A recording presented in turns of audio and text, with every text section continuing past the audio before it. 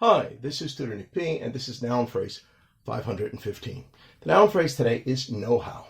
Okay, somebody wants a screenshot, do it right now. Let's get right to it. If a person says that someone has know-how, it means that he or she has a lot of knowledge in the methods or techniques for doing a particular thing. It basically means they have experience in this area. It tends to be used more with technical or practical subjects. All right, let's continue. The phrase is an Americanism and dates back to the 1830s. It simply seems to have derived from the phrase to know how to do something.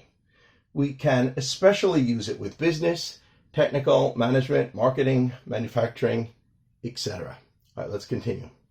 And we got 4 examples here to show just how it's used. Here's the first one. You have to hire someone with know-how to do this project. You cannot just get an amateur. Okay, number 2. He was hired for his engineering know-how. All right, number 3. The boss wants to fire that new hire. He shows that he doesn't have enough know-how to handle this position. All right, number 4. You are not ready to open your own business. You don't have enough business and financial know-how to run a business at this time. Okay, anyway, I hope you got it. I hope it's clear. I hope it was very informative. Thank you for your time. Bye-bye.